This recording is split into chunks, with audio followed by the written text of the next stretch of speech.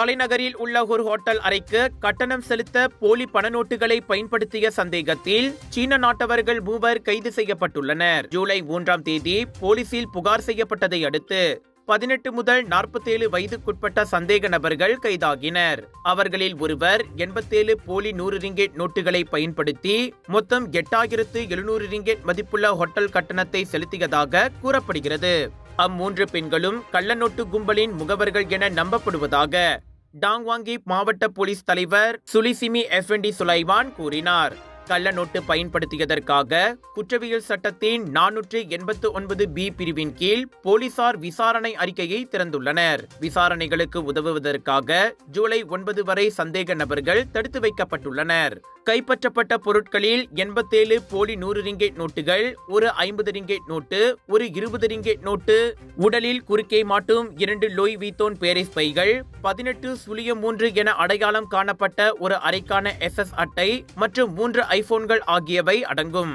பொதுமக்களை பணத்தை கையாளும் போது விழிப்புடன் இருக்க வேண்டும். போலி நாணயத்தை கண்டறிவதற்கான பேங்க் நகாரா மலேசியாவின் வழிகாட்டுதல்களை பின்பற்றவும் என சுலிசிமி வலியுறுத்தினார். கள்ள நோட்டு பெற்றதற்காக சந்தேகிப்பவர்கள் அந்த பண நோட்டுகளை புழக்கத்தில் விடக்கூடாது.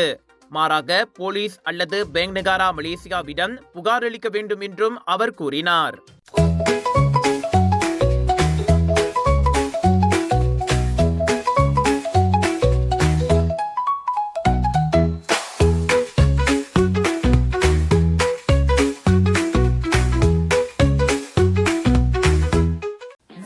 மலிவு, செலவோ குறைவு, தரமோ உயர்வு, மனமோ நிறைவு.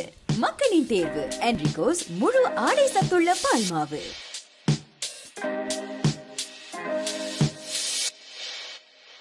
இலங்கையின் சக்தி தொலைக்காட்சியில் த கிரவுன் சீசன் 2 பாடல் திறன் போட்டி பங்கேற்க மலேசியர்களுக்கு அழைப்பு.